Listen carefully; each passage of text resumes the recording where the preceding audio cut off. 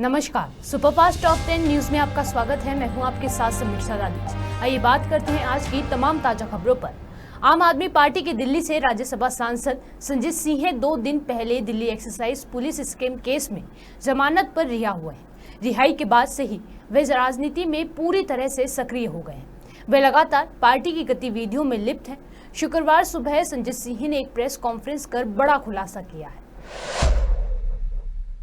शराब घोटाला दुनिया की सबसे बड़ी पार्टी भारतीय जनता पार्टी ने किया है और इसके अंदर कोई छोटे मोटे लोग शामिल नहीं है।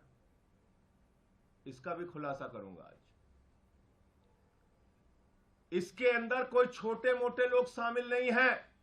भारतीय जनता पार्टी के शीर्ष नेतृत्व के लोग इसमें शामिल हैं। मैं एक एक करके बताता हूं आपको।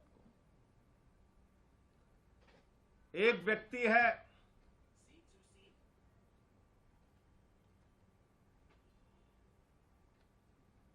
मंगुंटा रेड्डी, जिसने कुल 7 बयान दिए। कुल 3 बयान दिए। उसके बेटे राघव मंगुंटा ने 7 बयान दिए। बाप बेटे ने मिला के 10 बयान दिए। और इस 10 बयान को पीछे जब उनसे पहले पूछा गया, 16 सितंबर को पूछा गया, ईडी के द्वारा पूछा गया कि क्या आप अरविंद केजरीवाल से मिले थे, जानते हैं?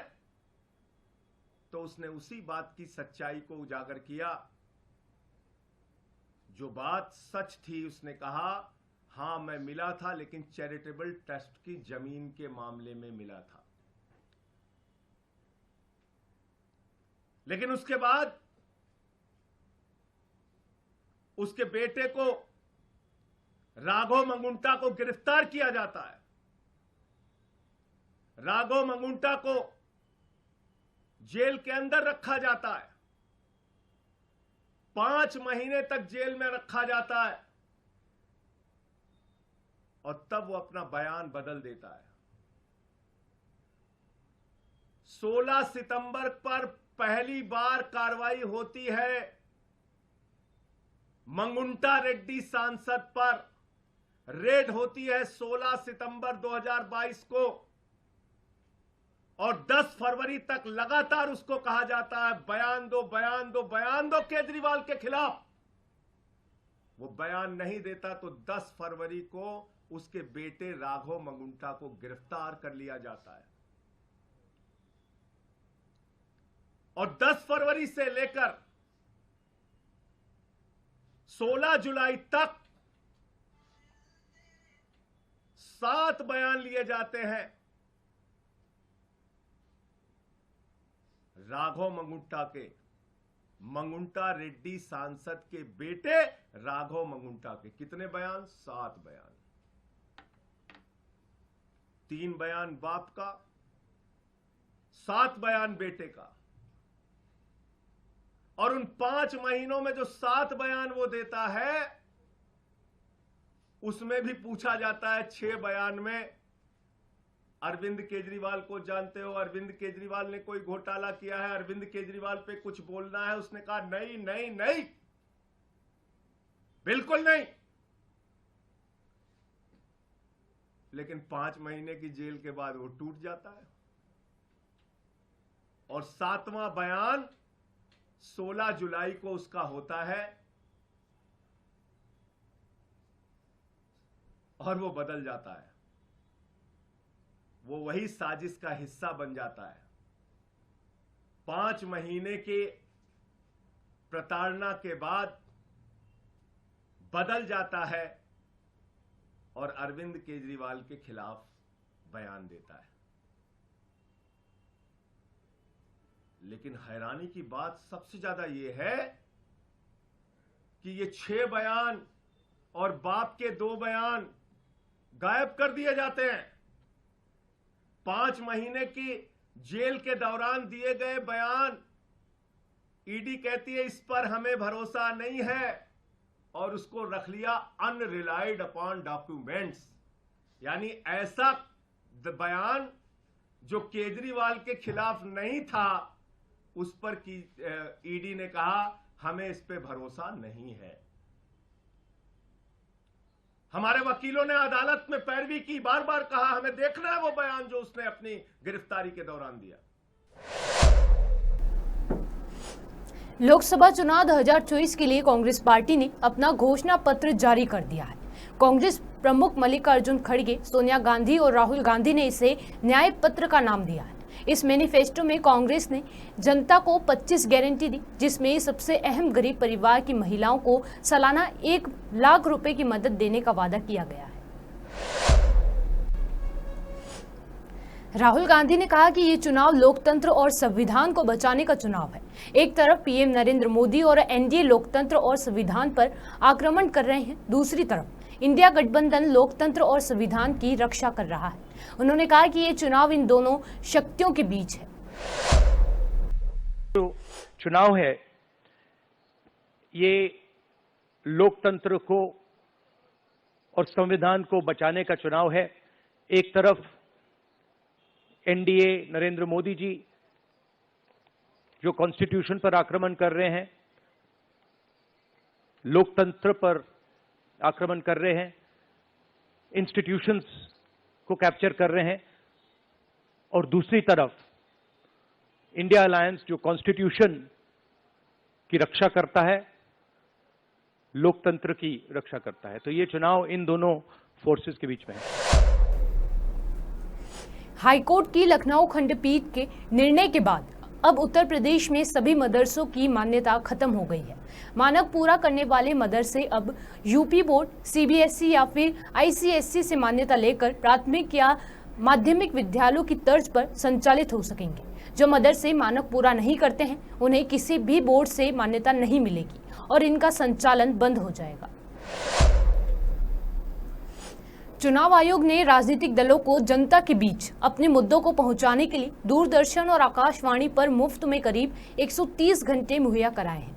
दोनों ही प्लेटफॉर्मों पर राजनीतिक दलों के लिए करीब 65 घंटे का समय आरक्षित किया गया है। इनमें राष्ट्रीय पार्टियों के लिए दोनों प्लेटफॉर्मों पर करीब 50 घंटे का समय आवंटित किया गया है। पूर्णिया से निर्दलीय नामांकन के बाद पप्पू यादव रोने लगे। पूर्णिया में उन्होंने एक जनसभा को संबोधित किया। इस दौरान वो काफी भावुक और रोने लगे। उन्होंने कहा कि आपको हर दुख में खड़ा होता हूं, फिर भी आप हमको लात मारते हैं। क्यों जाऊं मधेपुरा, आपके लिए लालू यादव सब कुछ हो जाता है।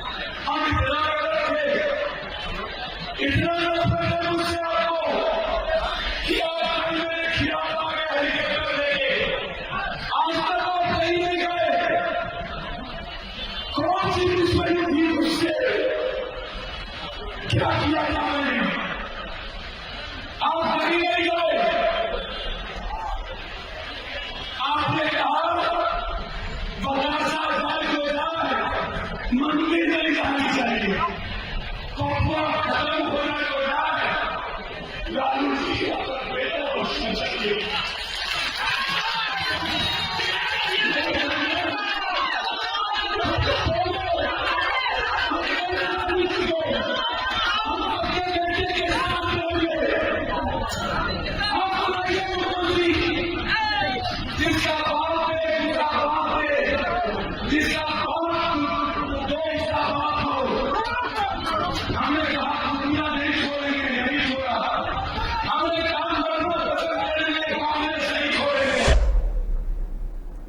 भारतीय वायुसेना के विमानों ने हाल ही में कश्मीर घाटी के उत्तरी क्षेत्र में आपातकालीन लैंडिंग सुविधा का संचालन किया। इस दौरान बड़ी संख्या में सैनिकों को एयरलिफ्ट किया गया और बाद में रात तक चिनूक Mi-17V5 और ALH-M के थर्ड हेलीकॉप्टरों का उपयोग करके हाईवे लैंडिंग की गई। वहीं हम आपको बता दें कि भारतीय वायुसेना के चल रहे अभ्यास गगन शक्ति 24 के एक भाग के रूप में आपातकालीन लैंडिंग सुविधा का संचालन किया गया है। शिवसेना नेता संजय राउत ने कहा कि महाराष्ट्र की सभी 48 सीटें महाविकास अघाड़ी की हैं। शिवसेना का नजरिया स्पष्ट है कि हमें सभी सीटें जीतनी हैं। सांगली सीट शिवसेना के पास है, जिससे कुछ लोग नाराज हो सकते हैं। महाराष्ट्र में सभी सीटें हैं 48, वो महाविकास आघाड़ी की है, किसी एक पार्टी की नहीं मानती है। शिवसेना है, कांग्रेस है, राष्ट्रवादी है। शिवसेना का नजरिया स्पष्ट है, सभी सीटें हमको जीतनी है, चाहे कांग्रेस के पास हो चाहे एनसीपी के पास हो। सांगली शिवसेना के पास है, कुछ लोग नाराज हो सकते हैं, जैसे कि अब रामटेक है, शिवसेना का परंपरागत गढ़ रहा, वो कांग्रेस के पास चली गई सीट, तो हमारे कार्यकर्ता वहां नाराज हो गए। हमने उनको समझाया कि आघाड़ी की राजनीति में ये होता है। अमरावती, कोल्हापुर, ये हमारी सीटें थी, फिर भी हमने कार्यकर्ताओं को समझाया है। अगर सांगली में कांग्रेस के कुछ लोग नाराज है तो उनको मनाने की जिम्मेदारी कांग्रेस के शीर्ष नेतृत्व की है, और मैं जब जाऊंगा तो सबसे बात करूंगा, सबसे मिलूंगा, सबके साथ बैठक करूंगा, और सांगली की सीट भी हम महाविकास आघाड़ी की तरफ से जीतने की पूरी कोशिश करेंगे। सर, इलेक्शन के जो डेट डिक्लेयर होने के बाद प्रधानमंत्री चंद्रपुर दौरे पे है, उसके बाद 14 तारीख को और एक दौरा था जो कैंसिल होने का पॉसिबिलिटी है, किस तरीके से देखते हैं लगातार? देखिए, प्रधानमंत्री को आप प्रधानमंत्री मत कहिए, वो कार्यवाहक प्रधानमंत्री है। फिर भी वो कार्यवाहक प्रधानमंत्री पूरा सरकारी तामझाम लेकर महाराष्ट्र में आते हैं। सरकारी विमान, सरकारी हेलीकॉप्टर, सब कुछ सरकार की यंत्रणा है। क्या कोड ऑफ कंडक्ट जो हमारे ऊपर लादी जाती है चुनाव आयोग की तरफ से, क्या देश के प्रधानमंत्री को नहीं है? कार्यवाहक प्रधानमंत्री को, देश के गृह मंत्री को नहीं है? उनसे कौन पैसा वसूल करेगा? उनके ऊपर एक्शन क्यों नहीं होती? प्रधानमंत्री जब चुनाव डिक्लेयर होती है तारीख, तो प्रधानमंत्री नहीं होते। सभी सरकारी यंत्रणा और संसाधनों का त्याग करके वो चुनाव प्रचार में उतरना चाहिए। लेकिन भ्रष्टाचार की या ऐसी एक मिसाल है हमारे देश में, तो कुछ भी कर लेते हैं, हम देख लेंगे। भारतीय सेना ने शुक्रवार सुबह उरी में एलओसी के रुस्तम पोस्ट इलाके में घुसपैठ की कोशिश को नाकाम करते हुए 2 आतंकवादियों को मार गिराया। इलाके में सेना का ऑपरेशन अभी जारी है। जानकारी के मुताबिक उरी के सदूरा नाला इलाके में सेना को आतंकवादियों की घुसपैठ की जानकारी मिली थी। सेना के जवान वहां पहुंचे, जिसके बाद आतंकियों ने गोलीबारी शुरू की। जवाब में सेना ने भी फायरिंग शुरू की। घंटों चले एनकाउंटर में जवानों ने 2 आतंकवादियों को मार गिराया है। बिल्किस मीर पेरिस ओलंपिक की जूरी का हिस्सा बनने वाली कश्मीर की पहली महिला बनी। भारतीय ओलंपिक संघ द्वारा जम्मू कश्मीर सरकार को लिखे गए एक पत्र में ये सूचित किया गया। इस मौके पर बिल्किस ने अपने सफर की बात की और बताया कि वो इस मुकाम तक कैसे पहुंची।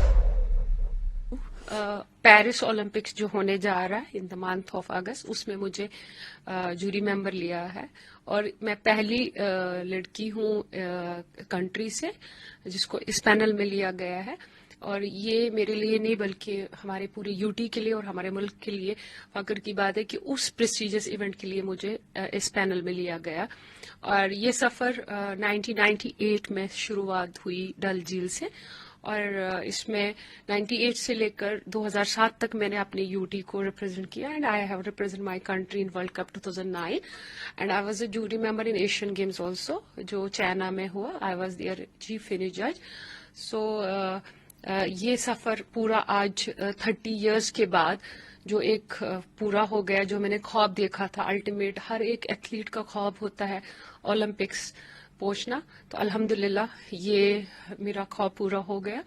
और इसमें मेरे माँ बाप, मेरे वेल विशर्स की बहुत मेहनत रही है। मैं टूटी तो बहुत, मगर हार कभी नहीं मानी। अल्हम्दुलिल्लाह, ये मेरी जीत नहीं है, ये हम उन लड़कियों को मैं ये कामयाबी देना चाहती हूँ जो मेरे बाद इस वाटर स्पोर्ट्स में आएंगी। उन सब लड़कियों की जीत है, आज मुझे इस पैनल में लिया गया। तो ये मतलब लेटर किसको लिखा गया और यहाँ किसको बताया गया है? इंटरनेशनल कैनो फेडरेशन में ये कुछ ही दिन पहले ऐलान हुआ था, जो 18 मेंबर्स का लिस्ट आया है। उसमें आप देखोगे एशिया से जापान और इंडिया से मैं हूँ। एशिया से सिर्फ 2 ही कंट्रीज है, बाकी सब इसमें यूरोपियन नेशन है, because canoeing kayaking is European Canadian game है। Australia, England and Germany are the strong Nations.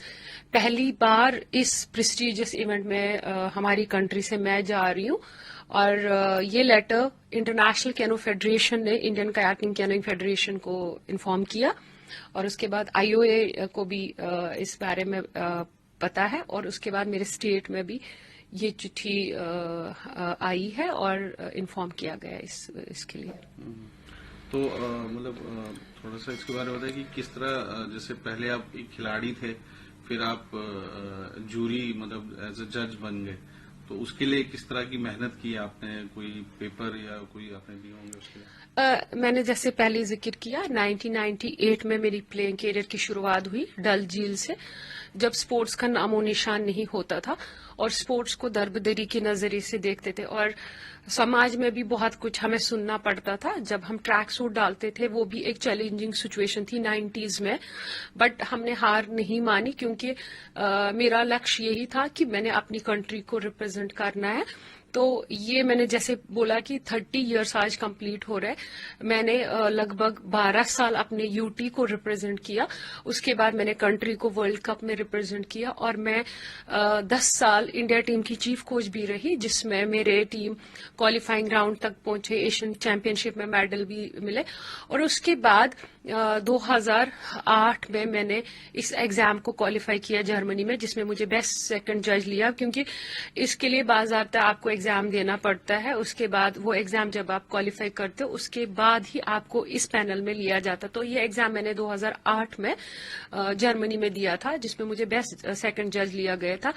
वजूहत ये थे कि जब मैंने वर्ल्ड कप में पार्टिसिपेट किया, तब मैंने देखा कि वहां मेल डोमिनेटेड हर जगह, चाहे वो स्टार्टिंग पॉइंट हो, फिनिश हो, बहुत कम फीमेल्स आते। तो मैंने वही ठान लिया कि हम साबित कर दिखाएंगे कि लड़की भी लीडिंग रोल में आ सकती है और डिसीजन मेकिंग में आएगी। और आपको पता है IOC का डिसीजन भी है कि 50% वुमेन हर एक स्पोर्ट्स में होना चाहिए। जिसमें स्पोर्ट्स में 50% वुमेन नहीं हो, वो ओलंपिक से आउट भी हो सकता है। तो ये 2009 में ही मैंने ये एग्जाम क्वालिफाई किया था। तो आपने सोच लिया था कि अब मतलब जज बनेंगे, जो आफ्टर योर स्पोर्टिंग करियर? एक स्पोर्ट्स पर्सन कभी भी रिटायर नहीं होता, वो अपने स्पोर्ट्स को प्रमोट करने में लगता है, उसकी लाइफ चली जाती है, क्योंकि उसका एक ही ख्वाब होता है कि मैं अपने स्पोर्ट्स को प्रमोट करूं। मेरा भी यही रहा, क्योंकि कयाकिंग कैनोइंग ने मुझे बहुत कुछ दिया। आज मेरी वर्ल्ड में जो नाम है या कंट्री में नाम है, it's all because of kayaking canoeing. तो मेरा भी यही था कि मैं कैनोइंग को एक लेवल पे लाऊं, और खासतौर मेरा ख्वाब यही रहा कि मैं जम्मू कश्मीर को वर्ल्ड मैप में लाऊं कैनोइंग में। अल्हम्दुलिल्लाह आज हम उसमें कामयाब हुए, क्योंकि मैं यहाँ पर जम्मू कश्मीर को रिप्रेजेंट करूंगी, अपनी कंट्री को रिप्रेजेंट करूंगी। ये बहुत ही फख्र की बात है। और आप देख लीजिए कि मैं पहली इंडियन इसमें हूं जो इस प्रेस्टिजियस इवेंट में जाएगी। तो मुझे लगता है कि आने वाले दौर में मेरा ख्वाब यही रहेगा कि एक बिल्किस नहीं, 1000 बिल्किस निकले, जो ना कि यूटी को बल्कि मुल्क को रिप्रेजेंट करे। तो अभी आपको काफी एक्सपीरियंस भी इससे पहले मतलब काफी जगहों पे जूरी आपने किया होगा? मैंने लगभग 35 कंट्रीज विजिट किया है, चाहे वो यूरोप हो, चाहे वो एशिया हो या अफ्रीका जैसे मुल्क में, और एक अच्छा एक्सपोजर जिसमें मेरी फेडरेशन का बहुत बड़ा रोल रहा। Being a Kashmiri girl, it was not easy to excel in international level. Challenges बहुत आए, सेटबैक्स बहुत आए, फेलियर्स बहुत आए, बट मैंने हार कभी नहीं मानी, क्योंकि मुझे यही था कि नहीं, अगर मैंने हार मानी तो मेरे आने वाले दौर में जो लड़कियां इस स्पोर्ट्स को अडॉप्ट करें, ये उन सब की हार है। तो अल्हम्दुलिल्लाह मैं चाहूंगी कि यहाँ से और भी लड़कियां निकले जो कंट्री को रिप्रेजेंट करे। खासतौर ओलंपिक्स ड्रीम होता है, मैंने जैसे पहले ही जिक्र किया, ये हर एक खिलाड़ी का ख्वाब होता है, और मुझे लगता है कि 30 साल की जो मेहनत है वो मुझे अब रंग लाई। तो अभी रिसेंटली आपने कहा जूरी आपने किया था? मैं चाइना में, इसमें चाइना जो एशियन गेम्स हांगजू में हुए थे, उसमें भी मैं पहली लड़की थी जिसने जूरी पैनल में थी, और I was their chief finish जज। और उस बेसिस पे जो मेरा वहां परफॉर्मेंस रहा है, और क्योंकि सबसे इम्पोर्टेंट होता है कंपटीशन को फेयर करवाना, और सबसे इम्पोर्टेंट होता है कि कंपटीशन में प्रोटेस्ट ना होना, वो एक जजेस के लिए एक बड़ी कामयाबी होती है। तो उस कंपटीशन में जो सबसे इम्पोर्टेंट चीज देखी गई कि उसमें कोई प्रोटेस्ट नहीं, क्योंकि वो उसमें देखा जाता है, तो उस वजह से उस परफॉर्मेंस की बेसिस पे मुझे पेरिस ओलंपिक्स के लिए सिलेक्ट किया गया। तो अभी उससे पहले, पेरिस से पहले भी कहीं आप कर रहे हैं? मैंने उज्बेकिस्तान में भी किया, और मैं एशियन चैंपियनशिप में भी जज रही। अभी तक जो मेरा हाईएस्ट रहा था that was the Asian games, because Asian region में सबसे जो प्रेस्टिजियस चैंपियनशिप मानी जाती, हाईएस्ट चैंपियनशिप मानी जाती, दैट इज एशियन गेम्स। अब जो इस साल मेरा एक तो क्वालिफाइंग राउंड फॉर जापान के लिए भी मुझे सिलेक्ट किया गया, वर्ल्ड चैंपियनशिप जो उज्बेकिस्तान में होगी उसमें भी सिलेक्ट किया गया, और सबसे इम्पोर्टेंट जो है पूरे 30 साल में जो अचीवमेंट, दैट इज पेरिस 2024। तो प्री क्वालिफाइंग के लिए भी कुछ आप जज करेंगे? यस, जो टोक्यो में होने जा रहा है, जो 16 से होगा, इसमें क्वालिफाइंग राउंड फॉर एशिया, इसमें जो एशिया का क्वालिफाइंग राउंड होगा, इससे भी हमारी कंट्री से कुछ एथलीट्स क्वालिफाई हो जाएंगे, और ये भी एक प्रेस्टिजियस चैंपियनशिप है, और हमारी टीम में बहुत चांसेस भी है, C2 में हमें बहुत ज्यादा चांसेस है, क्योंकि आफ्टर 29 इयर्स के बाद हमें कंट्री को मेडल मिला एशियन गेम्स में, जो चाइना में मिला। तो कैनोइंग ग्रोइंग स्पोर्ट्स है, और canoeing is the 5th largest Olympic event. आप देख लीजिए, इसमें 12 मेडल्स स्प्रिंट में है, और 4 मेडल्स इसमें सलालम है। And Jammu Kashmir is blessed such a wonderful water fronts, both flat water and wild water. मुझे लगता है आने वाले दौर में, जो मुझे लग रहा है कि यहाँ के वाटर फ्रंट से हम ना कि नेशनल लेवल बल्कि इंटरनेशनल लेवल पे एक्सेल करें। सुपरफास्ट टॉप 10 न्यूज में आज के लिए सिर्फ इतना ही। देश और विदेश की तमाम बड़ी खबरों से जुड़े रहने के लिए देखते रहिए पॉपुलर टीवी। धन्यवाद।